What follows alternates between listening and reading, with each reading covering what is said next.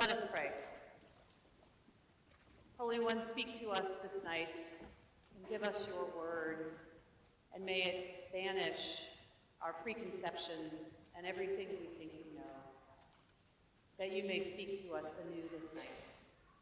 We are here, we are listening. Amen. Our scripture passage this evening is from John chapter 4. The woman said to Jesus, "Sir, give me this water so that I may never be thirsty or have to keep coming here to draw water." Jesus said to her, "Go, call your husband and come back." The woman answered him, "Sir, I have no husband." He said, "You are right in saying you have no husband, for you have had 5 husbands, and the one you have now is not your husband. What you have said is true." Then they talk a little bit more, which is a story for another day. And then the woman takes her water jar and she leaves it there, and she goes back to the city and she says, "Come and see a man who told me everything I have ever done. He cannot be the Messiah. Can he?" The word of the Lord.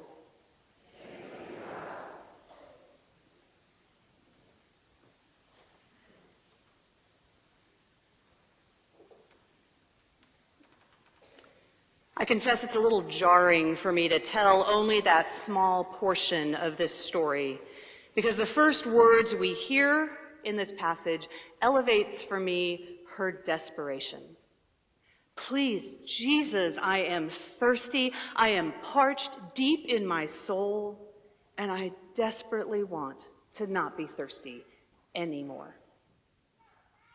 I would also love to not have to keep coming back to this well, where the women give me the side eye and they decide they know everything about me,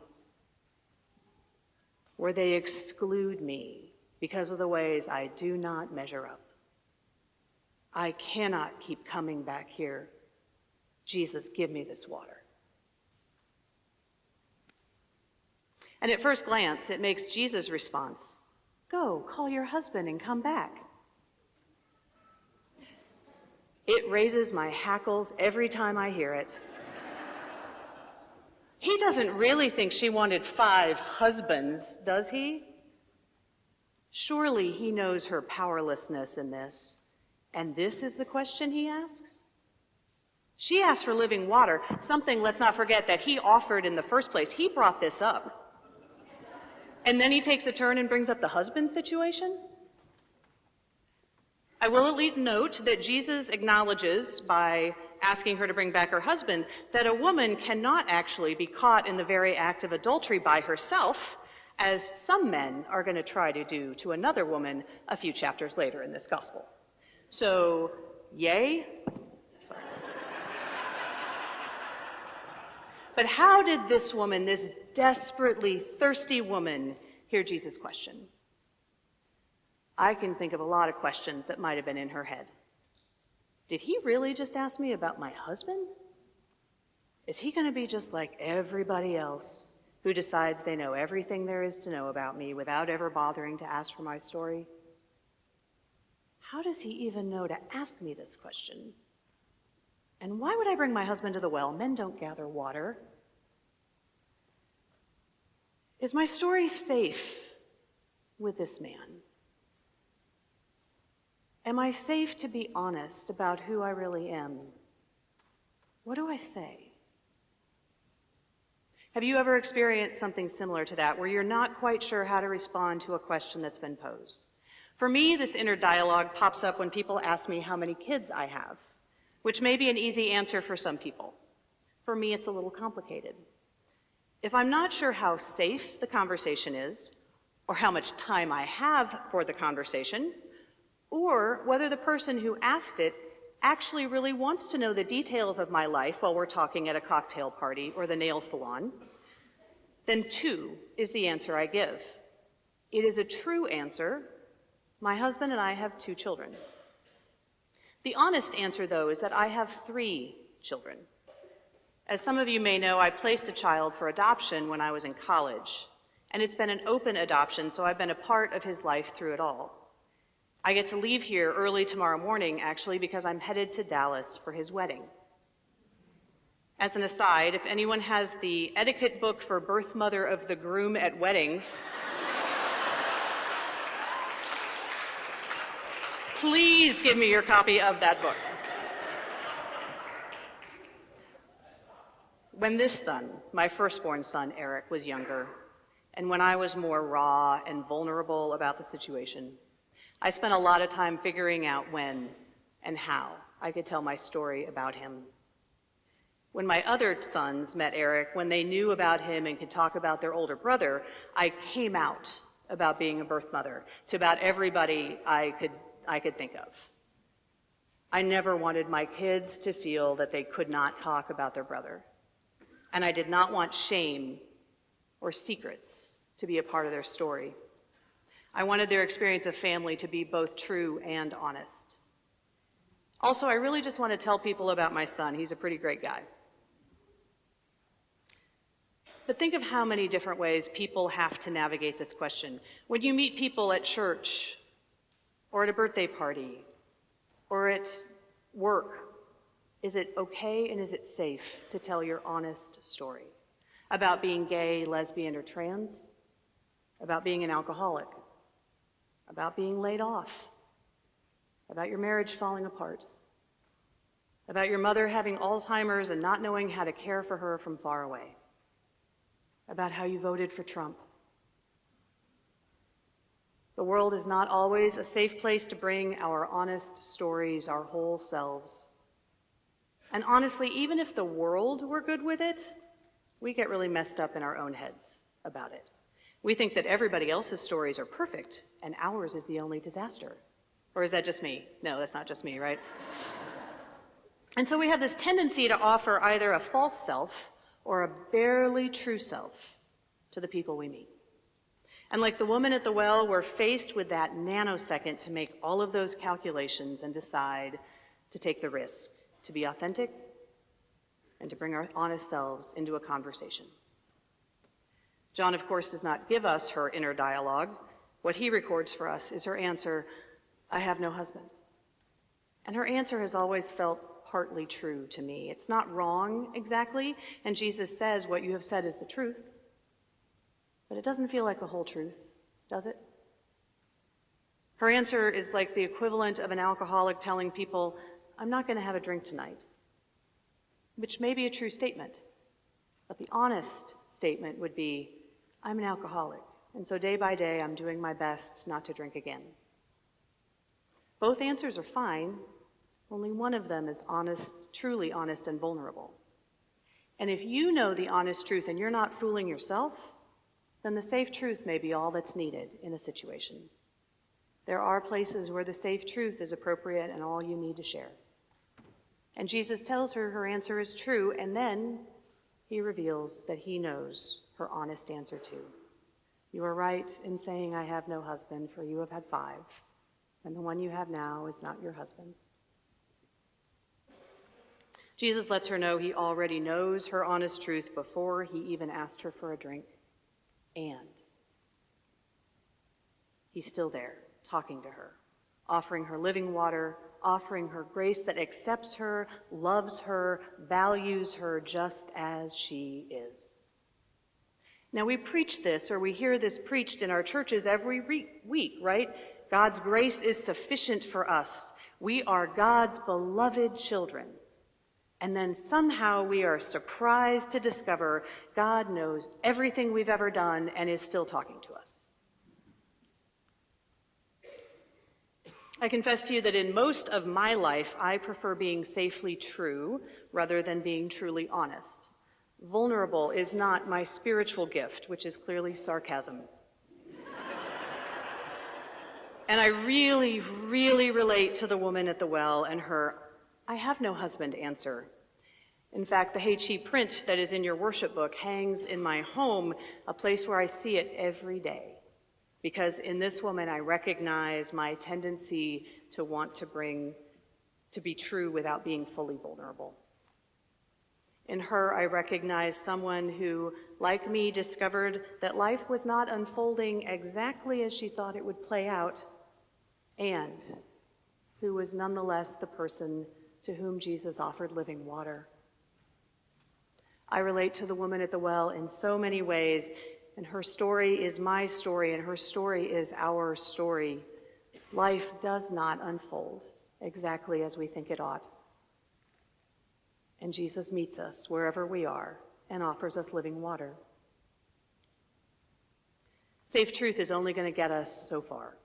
It may protect us, it may get us through the day, it will not connect us to other people. I use it as a wall to keep people out, so I'll be safe. Alonzo talked about walls yesterday, the walls we build systemically to keep some people from full access to life and hope and to wholeness and flourishing. Sometimes, though, we erect the walls ourselves on a more personal level, little hedgerows around our hearts with razor wire for good measure.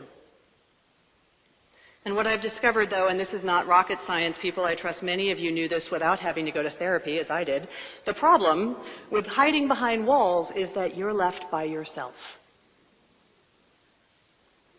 Nobody's hurting you there, but they also can't get at you to give you love and to give you support.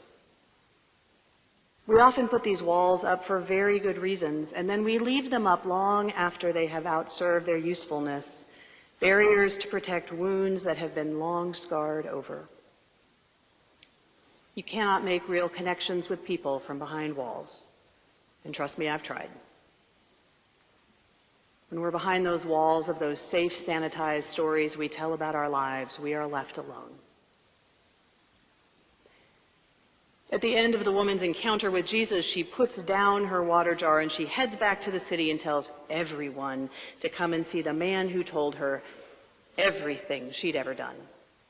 She does not say, "Come and see the man who bought the story I told him about my life." She invites people to come see the man who told her everything she'd ever done. Now, if I'm a townsperson hearing that, my first thought is, do tell. What is everything you've ever done?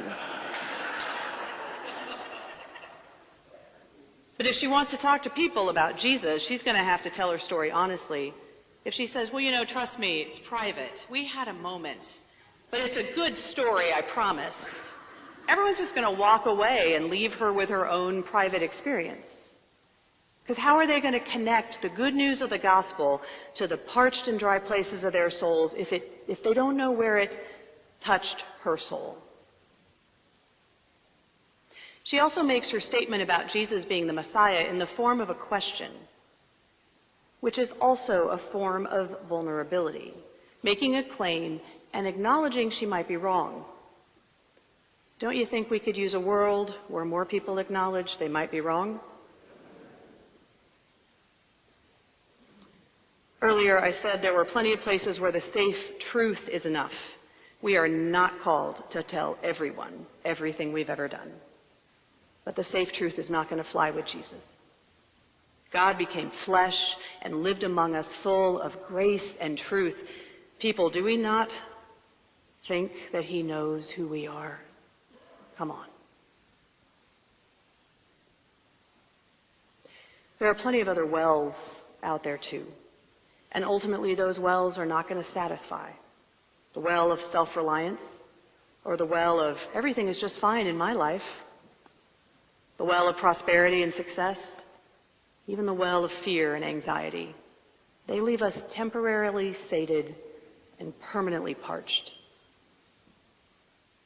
When we encounter Jesus at the well of living water, we bring our whole, vulnerable, messy stories. And if we want to go tell people about Jesus, we got to lay down those water jars that we fill up at a well of safe truth. What kind of wells do people find when they come to our churches with their empty water jars? Are we creating communities where people can bring their messed up and broken and disastrous and beautiful lives and find living water? Or do we only offer shallow wells of, you better wear your Sunday best, or look at how great things are for me? Let me share a story about the congregation I serve. They are welcoming people, the people who hug strangers and then drag them, politely invite them down to coffee hour. And we had a visitor who'd been with us about 3 or 4 Sundays, enough that I could greet him by name. We'll call him Jeff.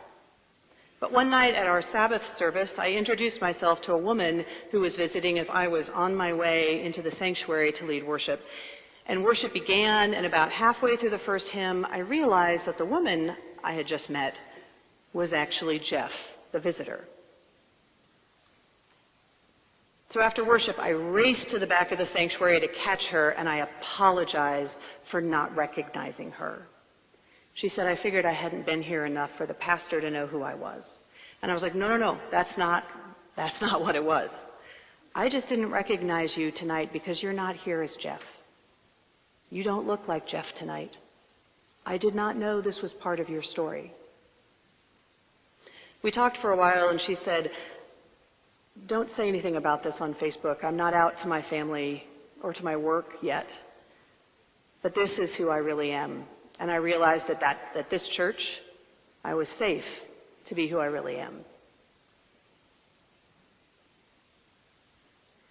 I could also tell you plenty of stories about how we get it entirely wrong at the church I serve. But in this case, our new visitor was safe to bring her whole story to church and able to lay down her water jar and receive a gift of living water.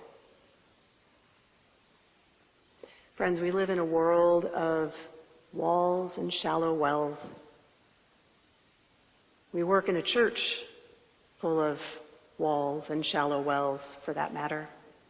And we come to conferences like these, and we want to impress our colleagues, and we want to act as if everything is great where I'm at. I'm sorry if you're serving a mainline church in decline.